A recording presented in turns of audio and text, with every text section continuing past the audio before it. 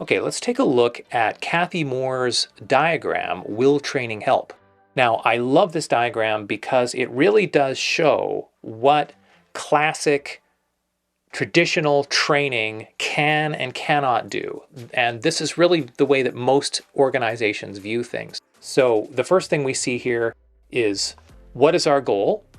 And what do people have to do to reach that goal? I would add one more question here, which is how you're going to measure it, because that makes a very big difference into knowing whether or not the training is actually working. But in the diagram, we're going to choose one high priority task or behavior, and then ask ourselves, why aren't people doing this thing?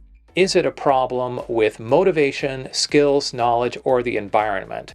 And basically the rest of this diagram says if their motivation is low due to a lack of knowledge or skills, then you can fix the problem that's causing low motivation, but that's not training. Basically, cycle back, it's not training. And if not, then would a realistic simulation motivate them? If not, find another way to motivate them. Training isn't the answer. And then if it is a simulation, then maybe you could make some training that would motivate people. Now, that's the only thing that this diagram is really offering in terms of something for motivation is simulations. And we're going to take a look at motivation in a much deeper way and see if we can find other ways in addition to simulations that we can actually apply in real world environments. Now, the other thing in this diagram is, does it have something to do with the environment? Does it have to do with culture? That's something that we can't change. It's probably not training is the answer. And maybe the client can solve this problem on their own, but there's a good chance you're not going to be able to solve the problem. Now, if the issue has to do with skills, yes, that's training. If the issue has to do with knowledge, then as long as that knowledge is something that people need to store in memory, then they're going to need some training around that, and that is training.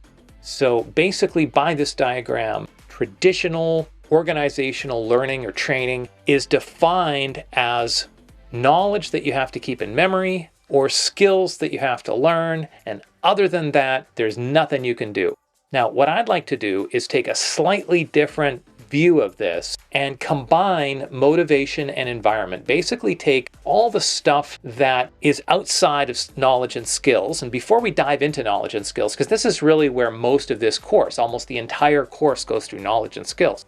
But before we do that, let's do a deep dive on motivation, and I'm going to combine motivation and environment, because essentially you could think of the environment as really what matters in the environment is what's going to motivate learning. So we could almost see the environment, external factors, as being one of the things that we could classify in terms of motivation. So what follows is a deep dive, a series of videos on motivation itself, the different aspects of it, beyond maybe just simulation. And if you're following along with the online course, you'll find a little activity where you can create a SMART goal related to something that you want people to do, very much like this first question in Cathy Moore's diagram. And then from there, we're going to take a look at a whole bunch of different ways that motivation can be explored and possibly modified or enhanced or changed in a way that supports a real learning environment. The Will Training Help diagram that I was focusing on in this video came from Cathy Moore's blog, Action at Work, and I'll have a link in the description below to her website. Definitely go check it out. It is loaded with fantastic resources and tons of information for instructional designers that you'll find really useful.